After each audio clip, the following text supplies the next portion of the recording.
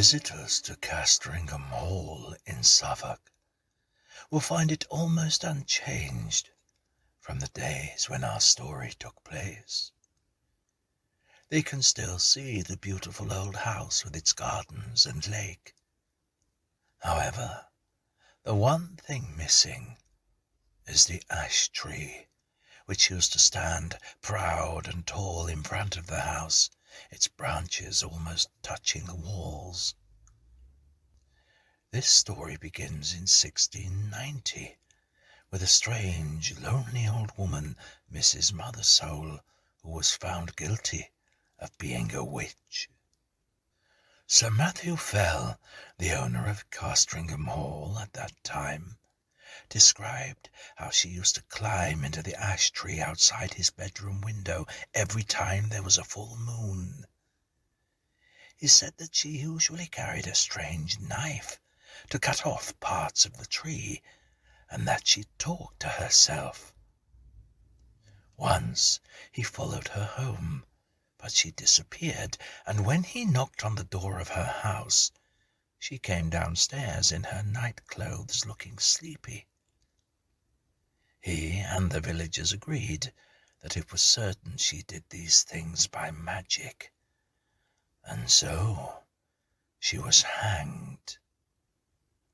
Before she died, she fought and shouted, and her last strange words were, "There will be guests at the hall."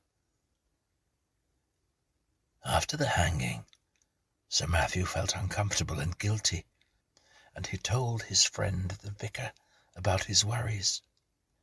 "You did the right thing, Matthew," were the wise words of the vicar. "I'm sure she was a dangerous woman." And Sir Matthew felt happier. That evening, Sir Matthew and the vicar went for a walk in the gardens of Castringham Hall, and it was the night of the full moon. As they were returning to the house, Sir Matthew pointed to the ash tree in great surprise. "What kind of animal is that, running down the ash tree? It looks very strange." The vicar only saw the moving animal for a moment, but he thought it had more than 4 legs. He shook his head. "I must be tired," he thought to himself. "After all, what animal has more than 4 legs?" he thought. He said nothing to Sir Matthew, but just wished him good night. The next morning, Sir Matthew's servants were surprised not to find him downstairs at his usual time of 6 o'clock. When 7 o'clock, then 8 o'clock passed by, they began to suspect that something was terribly wrong, and they went up to his bedroom. The door was locked, and after knocking several times and still getting no answer from inside, they broke down the door and entered to find that their fears were right. Sir Matthew's body lay on the bed, dead and completely black.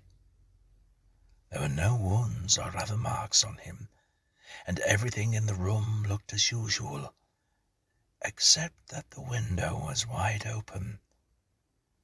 His servants at first suspected poison, but the doctor was called and found no such thing. He could offer no real explanation for Sir Matthew's death. When he heard the news, the vicar rushed to Castringham Hall, and while he was waiting to hear the doctor's opinion, he looked at Sir Matthew's Bible, which was lying on a table by the dead man's bedside. He opened the book, and the first words he read were from the book of Luke, chapter 8. "Cut it down," were the words he read. The servants locked Sir Matthew's room that day, and it stayed locked up for the next 40 years. By that time, Sir Richard Fell, Sir Matthew's grandson, was living at Castringham Hall. He enjoyed spending money, especially on rebuilding parts of the hall. He also decided to make the local church bigger so that his family could have a fine new seat in the new part of the church. In order to complete this building work, some of the graves in the graveyard had to be moved. One of the graves was that of Mrs. Mothersole, the old witch who began this story. The villagers were excited about the opening of her grave, and a crowd came to watch. However, they and the workmen were amazed to find the grave completely empty. No body, no bones, no dust. About this time Sir Richard had started to sleep very badly. The wind made his fire smoke and the curtains move, and because his room faced east, the sun woke him up early in the morning. One morning he asked his servant to help him choose a better room, and he made a tour of the house. Finding something wrong with each room, each was either too cold or too noisy, or it faced in the wrong direction. Finally, he found himself outside his grandfather's old room. His servant tried to persuade him not to go in. "It's a bad room, sir. They say terrible things happened in there, and no one has opened this door since the death of your grandfather. Also, the ash tree is right outside the window, and that's always unlucky, sir." But Sir Richard was not listening. He opened the door and walked straight in.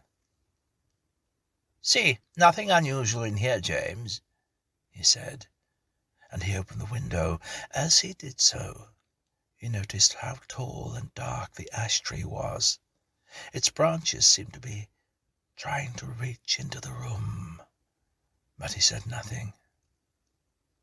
At that moment, a stranger rang the bell at the front door of the hall. The servant brought him into the bedroom where Sir Richard was standing, looking around him at the old paintings and old books. "I must apologize for interrupting you, Sir Richard," said the stranger, "but please allow me to introduce myself. My name is William Crome. My grandfather was the vicar here in your grandfather's time. I have some papers to deliver to you." "Delighted to meet you," said Sir Richard. "James, please bring us some wine in the library. Then move my clothes and things into this room for me. I will sleep in here tonight." While he was drinking a glass of wine with William Crome in the library, Sir Richard looked at the papers, many of which belonged to his grandfather. Among them he found the notes made by the old vicar about the day of Sir Matthew's mysterious death. "Well, well," said Sir Richard, laughing quietly. "How very interesting. It seems that my grandfather's Bible gave a piece of advice on the day he died, and your grandfather thought it could be about the old ash tree outside the bedroom window. 'Cut it down,' the good book told him. Those were the first words your grandfather saw when he opened the Bible on the day of my grandfather's death." "Do you still have that old Bible?" asked William Crome. "I'd very much like to see it." Sir Richard found the old Bible easily. "Yes, here it is. A bit dusty, I'm afraid. Let's see what it has to tell me. I'll open it at any page and read the first words I see, just as your grandfather did." He opened the book, and his eyes fell on the words, "You shall look for me in the morning, and I shall not be here." Sir Richard was sure that the words were again about the ash tree. The Bible was trying to give him some advice. He ordered some of his servants to cut it down the next day. But Sir Richard did not live to see them cut the ash tree down. That night, at exactly midnight, a strange and terrible animal jumped from Sir Richard's bed, ran silently to the window, and disappeared into the shadowy branches of the enormous tree. No one was there to see it, But the next morning they found Sir Richard's body like his grandfather's, dead and completely black. When William Crome heard the news of his new friend's death, the words from the Bible came back to him. "You shall look for me in the morning, and I shall not be here." He immediately hurried to Castringham Hall, where he found the family and servants crowded round the ash tree. "Sir Richard's last orders were that we should cut down this tree," explained James, and then, in a quieter voice, he went on, "and there's something very strange about that tree, sir, very strange. It's hollow, and they say something lives inside it." The gardener put his ladder against the tree and climbed up to look inside. As he held a light over the hole, his face suddenly looked so terrified that several of the people watching from below screamed and turned to run. The gardener himself fell off the ladder, dropping his lamp down into the hollow tree, which quickly caught fire. As the tree started to burn, the crowd saw an animal run from it. They screamed in horror as they saw its shape and size. It looked like an enormous spider, about the size of a man's head, and covered all over with grey hair. "Look, there's another, and another," someone shouted. For a long time, the men watched these terrifying animals trying to escape from the fire, one after another, and then they killed them with sticks. At last, the fire burned itself out, and William Crome, James the servant, and some of the braver people went to look inside the blackened tree. They found there the bones of a human being. The doctors who examined it afterwards said that it was the body of a woman who died around 1690, the year that old Mrs. Mothersole was hanged.